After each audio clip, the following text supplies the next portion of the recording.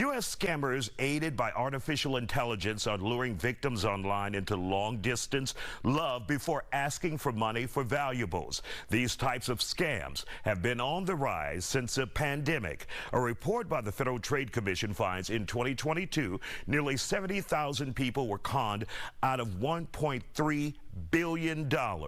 These scams are still prevalent today. In 2024, a Texas woman admitted to scamming more than $1.2 million from her online boyfriend to finance her lifestyle. Joining us to talk about it here on The Factor Uncensored, we have Dr. Angela Jones. Dr. Jones, we have to call you in for some news every now and then and remind people to be careful who you date out there, especially online. And not always are the women sincere. Sometimes they're scam artists as well, accused of being a scam artist. At least this Louisiana woman, Lorraine Marie Rue, who's accused of defrauding a man out of $1.2 million online while they were supposedly dating. Your thoughts about this case? You know, this is a case of loneliness and predatory relationship, right? She was ready to find someone to prey on them. And online, unfortunately, right now is the easiest way to do so. You and find that's someone according to prosecutors, so we want to say that because she hadn't been convicted yet.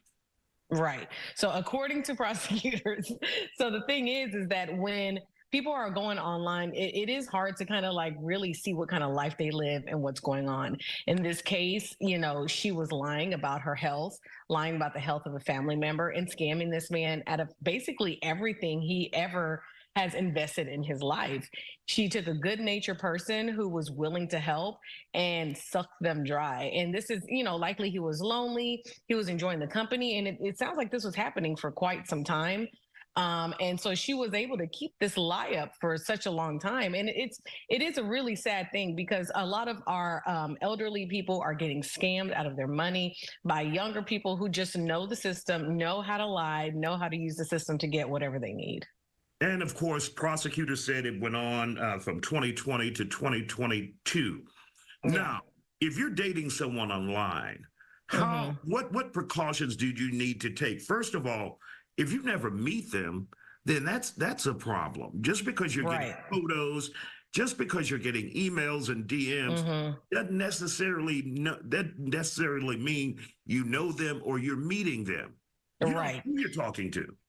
You know, you don't know who you're talking to. And I do think that trying to meet up by any means, either flying out somewhere, finding a mutual place that you guys can meet is always a good idea. Also, if the person is continuously asking you for money, regardless of the situation, if it sounds like a crazy situation or something's going on with the health, the thing is you need to know where your investment is going. You wouldn't invest in a property, somewhere else and never go visit that property to see what's going on with it. So you actually have to look at your relationships these days as, as an interest, as an investment, especially if you're going to be investing in it financially, and I'm sure that since he is older, he was a well-to-do person, and probably I'm sure she came up with some great excuses as to why he can't come. Immune system, or in the hospital, you shouldn't come, whatever. But the thing is, at the end of the day, if you are here taking loans out, emptying out your IRA or your 401k, you need to take some of that money, invest it in an airline ticket, and do a pop-up visit and show yourself and be like, okay, let me see what's really going on with my investment here. And he would have seen it. She was a fraud. I love that, a pop-up visit. Just show up. Pop up. That's right. Obviously, if you're in a relationship and you're dating online and someone is constantly asking you for money and you tell your family and friends, well, I didn't see the signs. You see the signs. You don't want to see those signs. So how do you tone down your emotions and see what's going on? Open your eyes and recognize that you're being taken advantage of. I mean, some people are that desperate for love till they'll... Yeah, they are. A lot of people, especially the elderly, they don't want to die alone, and they will allow a lot of things to just pass just so they can say they have some company or somebody to talk to. But you do have to do your investigative work. And I'm pretty sure the reason this person was caught is either a family member or somebody was able to say, hey, this seems kind of suspicious. You really need to look into it. Otherwise, he would have been out in the street homeless by the time she got done with him. So it doesn't matter what age you are. I mean, technology is out there, but we also know that for older people, technology is not really easily accessible for them because they don't really know how to use it. Ask a neighbor, ask somebody that you know that is a little bit younger. You can hire someone to help you investigate. You don't technically have to do it yourself, especially if you're not technology, if you're not technologically savvy. Ask a teenager that's down the street that you know, like, hey, I wanted to see if you can look this up for me. And if it's okay with your parents, can you please help me? I mean, there is resources out there, including your community. And I'm always telling people your community is your support system and you have to use it as best as possible. If you're looking for love online, be careful. Federal agencies are warning high-tech romance scams are on the rise. We continue our conversation with therapist Dr. Angela Jones about breaking down emotional barriers in order to see the big picture. And some people, Dr. Jones, they will be in denial and then they will hold it against you if you try to show them the signs. So how do you deal with that? As a family member and friends, if you have someone who's being taken advantage of and you're like, I don't care, you need to know this. So how do you approach that? Because they'll turn on you.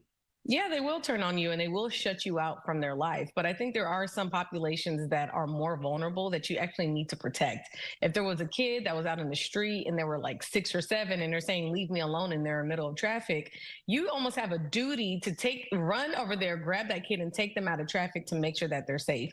And that's what we also have to do for our elderly. Just because they are older and they may not, they may be stubborn or they say, get out of my face. You may have more roadblocks, but you have to do everything that you possibly can to protect the people that cannot protect themselves, and I know that sometimes it seems like a lot more work, but especially if you care about that person and you don't want to see them go through something like this, then you need to do everything possible, even if that means ruining your relationship with that person. If at the end of the day they will be protected, they will thank you later, so I just feel the same when it comes to children, when it comes to the elderly. We have to protect them as best as we can.